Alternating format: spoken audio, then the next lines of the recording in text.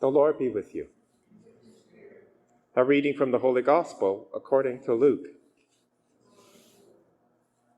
From among the disciples, the Lord appointed 70 and sent them on ahead of him in pairs, to every town and place where he himself intended to go. He said to them, "The harvest is plentiful, but the laborers are few. Therefore, ask the Lord of the harvest to send out laborers into his harvest. Go on your way. See, I am sending you out like lambs into the midst of wolves. Carry no purse, no bag, no sandals, and greet no one on the road. Whatever house you enter, first say, 'Peace to this house.' And if anyone is there who shares in peace, your peace will rest on that person. But if not, it will return to you.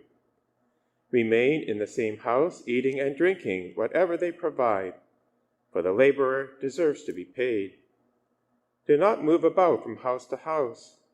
Whenever you enter a town and its people welcome you, eat what is set before you.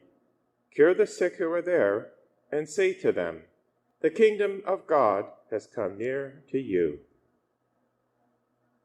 The Gospel of the Lord.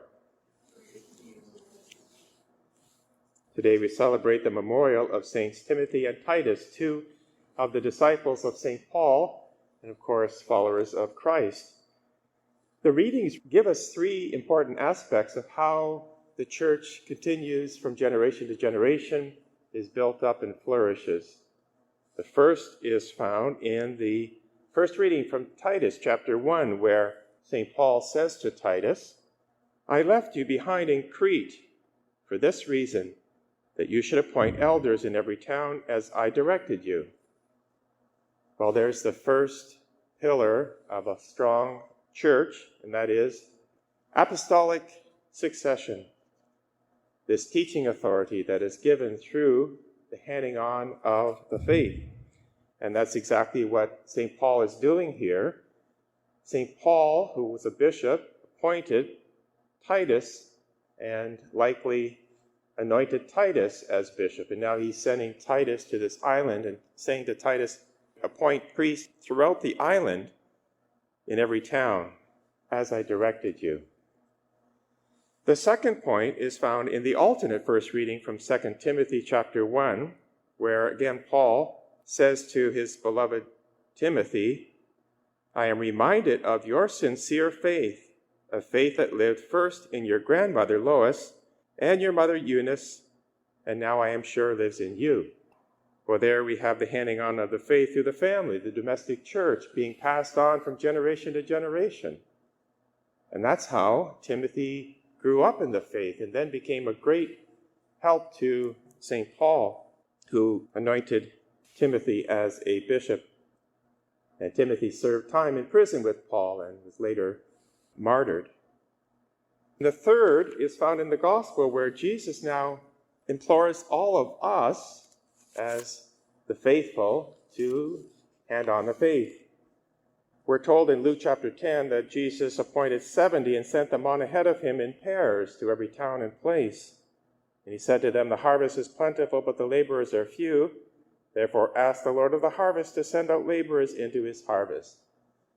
Now, of course, first Jesus had appointed the 12 apostles, representing the 12 tribes of Israel, to begin that regathering of Israel after all the scattering done by sin. But now he's appointing 70. That number 70 is important because 70 represents the table of nations in Genesis chapter 10, the Gentile nations. And it also is the number of those who assisted Moses in Exodus chapter 18 to hand on the faith. So this is where the laity become very helpful to the clergy, in that you're sent out to everywhere, as the Great Commission says, to proclaim the good news.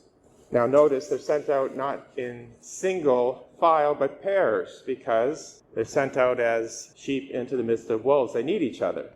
And that's the same with us. We need to form friendships with each other in small faith groups, so that when we are sent out, we can pray for each other, help each other, be accountable, and support each other's charisms.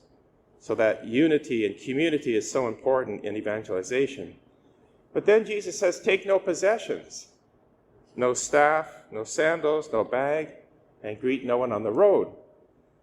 And that's important as well because he's trying to emphasize the urgency of the call and the single-mindedness of that mission. Not to be bogged down with all kinds of possessions and distractions, but rather rely on the grace of God.